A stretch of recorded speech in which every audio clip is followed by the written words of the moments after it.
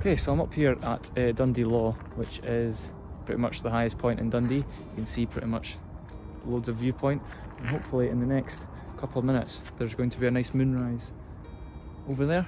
So hopefully we shall capture it. There's a lot of people here, so I won't do too much talking to camera. I'll just do a lot of B-roll. Got my Sigma 150 to 600 all set up, so I shall set that up, and in the next few minutes hopefully the moonrise is going to pop over there. It's pretty much 100% moon, and it's absolutely crystal clear skies, as you can see. So hopefully it might be a wee bit too bright just now, but hopefully not.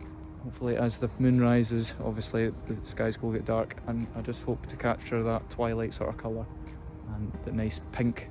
Hopefully it'll go all pink in a pink moonrise. This is the Dundee Law. Everyone's pretty familiar with this in this area. You can see it's crystal clear skies, quite a lot of people there. And you can see the Tay Bridge. The Tay Road Bridge is just over there behind the trees.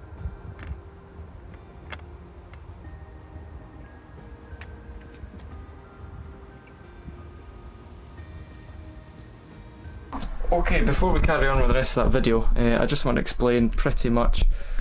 I thought it'd be good to help you understand when moonrises are good and when they're not good, because the light's really important. It just depends on how much sunlight's in the sky and if the sun's in the sky or not. So yeah, light's really important when it comes to moonrises and moonsets, because you get sort of the twilight sort of time, and in this video the light was just a wee bit too bright, as I've probably mentioned a few times. It was just too bright. The sun was in the sky for about half an hour when this moonrise happened, so your ideal time is about half an hour after the sun sets, so you get the nice sort of belt of Venus, as it's called, pink and purple along the horizon.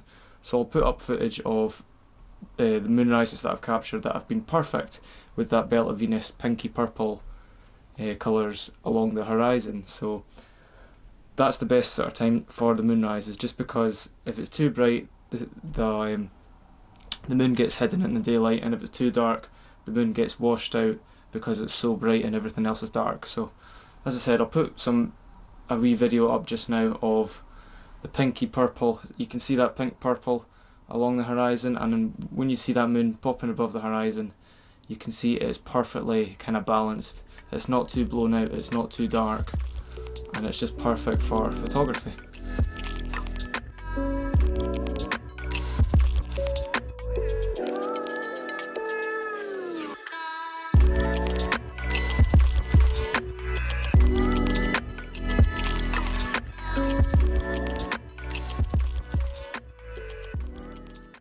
So yeah, that was a moonrise last year. I captured over that wee castle. That was just perfect belt of Venus, purpley blue colours. Moon wasn't blown out, it was just absolutely perfect. So we'll jump back into this video and you'll see I did manage to save some of the shots, but post-processing was needed just to bring the highlights down, and dehaze normally creates the moon to pop a wee bit in the daylight. Alright, so that's me all set up, ready to go. So any minute now we should get the full moon rising over here. There's some football clubs there, Dundee and Dundee United, and the rest of Dundee. Let's hope for a good picture. So the moon has risen over there, but it's very faint just now, so we just have to wait a wee bit longer until the sky sort of goes pink. It might be another 20 minutes or so, but we'll get the moon when it's just a wee bit higher, so we'll get more of the foreground in it.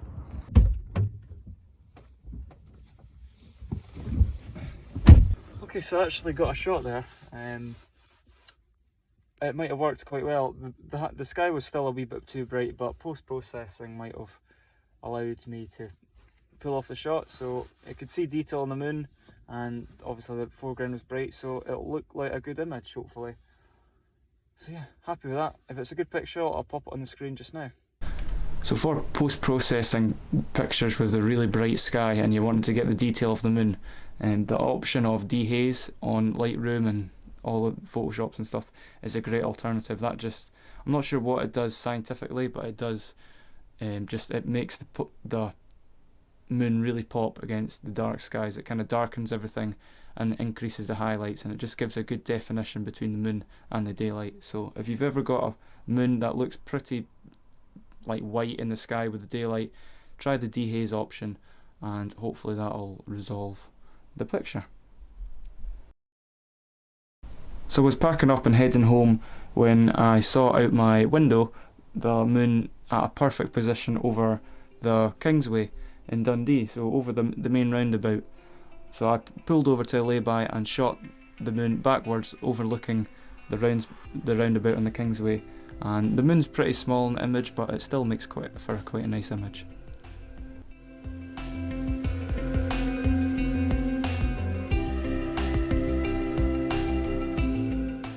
And lastly, literally just before I got home, I just arrived in Perth and I saw the moon just peeking above the hill over here. And you can see, so this is the raw image. This is what I mean about the moon being really bright. So it's totally blown out here and you can't see the foreground at all. But literally, this is when post-processing saves a picture. It's the exact same picture. All I did was take down the highlights and the exposure and increase the shadows and the blacks, and it turns into a picture like this. So it really does save. It just shows you the details are there. You just have to watch to not blow the highlights. So as long as you can see a tiny bit of detail on the moon's surface, even if it's really bright, hopefully Lightroom and that can save your image. So I'm very happy with this image. It almost kind of looks fake. It looks like I've just like popped a moon in the middle of nowhere, but that's genuine. That just looks weird just because it's so, I don't know, it's just almost, maybe it's too perfect. But it would have been better if I was a few minutes earlier. I could have got the half of the moon going above the tree line. That would have been a much better image, but still happy with it. So yeah, so that was taking pictures of the moonrise. So as you can see, the light really definitely dictates how good your picture's going to be, and obviously research with your foreground as well. But light, you have to be the perfect light. So when people try and get moonrise, moons, there's such a small gap in the month you can get these moon shots, because obviously the full moon's only full for a couple of days of that, and you have to just make sure it's rising within that good time of twilight, because sometimes you get 100% full moon and it rises during the day. Just depends on time of year, just with the moon and earth orbits. So it's quite hard to precisely get an image like this. Everything has to line up, so it is really hard. So that's it for this video. Hopefully you enjoyed, and I don't know, maybe learnt something about you need the twilight colours. You can't go shooting the full moon during the day, it just doesn't work. So thank you very much for watching. Cheers.